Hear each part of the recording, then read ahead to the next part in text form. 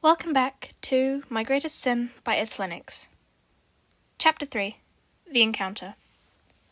Days pass, but Fyodor finds himself unable to shake the encounter with Nikolai. His father notices his distractions during prayers, the way his thoughts drift when he should be focused on scripture, but Fyodor has no answer to give. It starts with something small. A detour on his usual route home, his steps lingering near the invisible border between the saint's district and the sinner's domain. He tells himself he's simply observing, reaffirming the truth he already knows, that their world is filth and chaos, that there's nothing to be drawn to. And yet the question remains, what did he mean? What does he want from me? And then one evening, he crosses the line. The atmosphere shifts the moment Fyodor steps past the threshold. The air is heavier here, thick with smoke and the scent of damp stone. The streets are uneven, littered with the remnants of a life saints would never acknowledge. Discarded bottles, torn fabric, laughter spilling from the dimly lit alleyways where sinners banter, gamble, and live without restraint. Every instinct in him tells him to turn back, but he doesn't. He tells himself this is a test. If he faces the filth of the sinner's world, he will see its ugliness firsthand. He will understand truly why he is different from them. But there's another truth beneath it, one he refuses to acknowledge. He wants to find him. The search doesn't take long. A voice cuts through the noise of the streets, a teasing lilt that sends an unfamiliar shiver down Fyodor's spine. Well, I knew you'd come back, little saint. It was so obvious. Nikolai is perched on the edge of a broken fountain, balancing on the rim like a performer on a tightrope. His coat billows slightly as he leans forward, eyes glinting, one grey, cold and unreadable, the other green, sharp and knowing. Fyodor doesn't respond. He simply stands there, posture rigid, refusing to let the sinner's amusement rattle him. Nikolai grins wider, tilting his head. What's wrong? Have you come to smite me? Or maybe you just missed me. Fyodor exhales slowly. I came here to understand. Nikolai's eyes flicker with something unreadable. Then, with a laugh, he hops down from the fountain, landing lightly in front of Fyodor. Understand what? He hums, stepping closer. That we sinners aren't as monstrous as the saints like to believe. Or maybe, just maybe, you're not as pure as you think. Fyodor should be disgusted. He should recoil. Instead, he stays. And Nikolai, watching him carefully, knows he's won the first move of their game. The moment Fyodor speaks, he chooses words carefully, precisely, like planning the pieces on a chessboard. I came here to understand, he repeats, voice heavy. Nikolai hums, rocking back and forth on his heels. Understand what, little saint? The meaning of life? The wicked ways of sinners? Or, his grin sharpens, why you can't seem to stay away. Fyodor ignores the provocation. Your world is built on chaos, and yet you act as though there is a method to it, as though you know something that no one else does. Nikolai claps his hands together, delighted. Oh, you do think highly of me. But tell me, if I know something, why would I share it with a saint? Fyodor doesn't flinch. Because I am listening. Nikolai's expression flickers, just for a second. Then suddenly, he's close, stepping into Fyodor's space, their faces mere inches apart. You think listening makes you special? Nikolai murmurs, his voice dipping into something almost conspiratorial. No, my dear saint.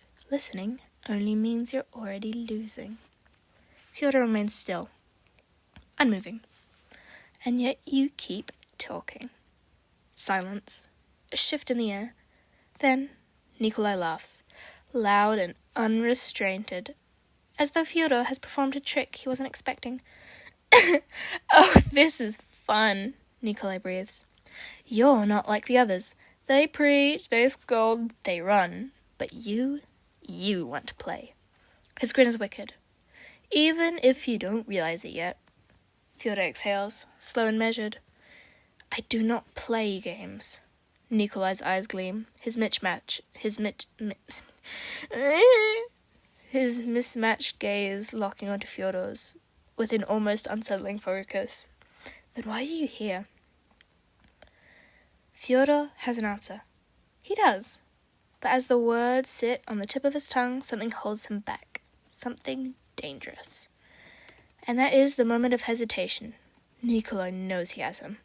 The hesitation is brief, but Fyodor catches himself before Nikolai can sink his teeth into it.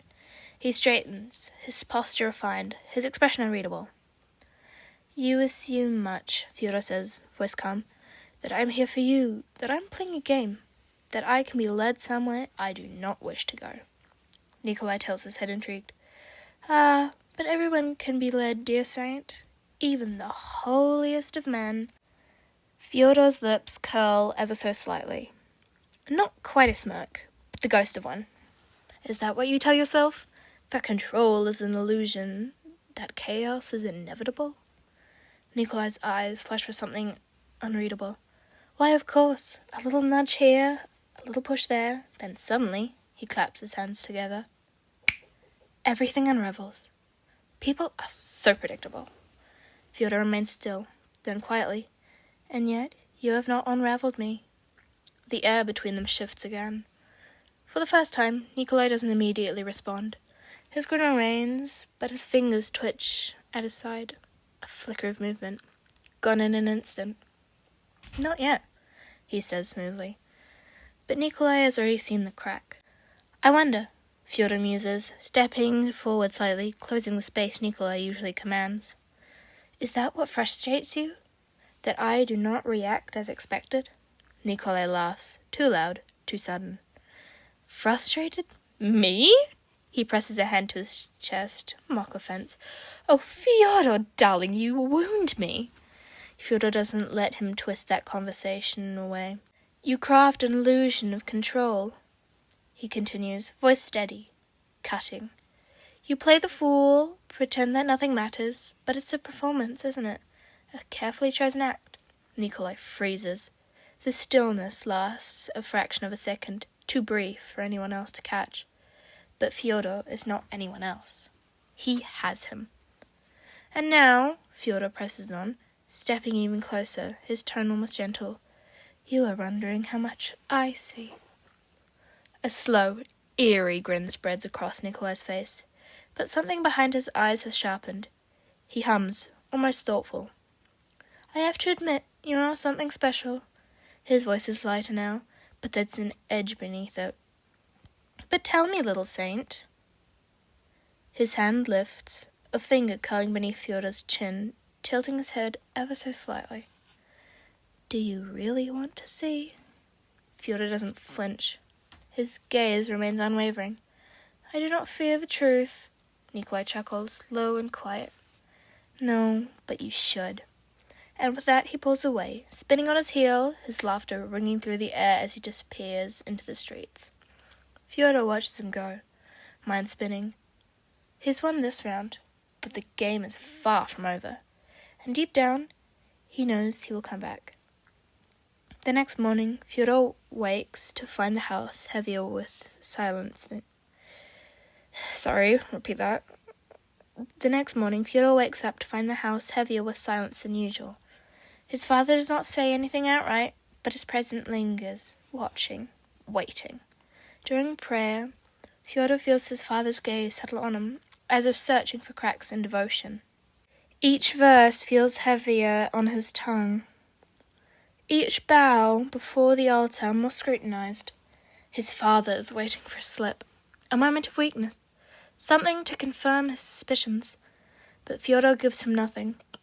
And yet, something has shifted. He finds his focus slipping. The weight of the scripture in his hands does not ground him the way it should. The words blur, replaced by whispers in the back of his mind. Do you really want to see? Nikolai's voice lingers, curling around his thoughts like smoke. Fyodor tightens his grip on the holy text. It is just an encounter, a test, nothing more. But even as he kneels in prayer, the image of mismatched eyes, one grey, one green, haunts him. And worse still, he does not want to forget it. Alrighty, that was chapter 3. I'm sorry I've been gone for so long. The summer holidays have ended, and I was, like, away for a week in Barcelona, and, well, the start of school, obviously. But, yeah, I must see if I can do a double upload, actually. I haven't read in so long, this is, like, super sad. Anyways, attention. Alright, well, I'll love you and leave you. Alright, bye.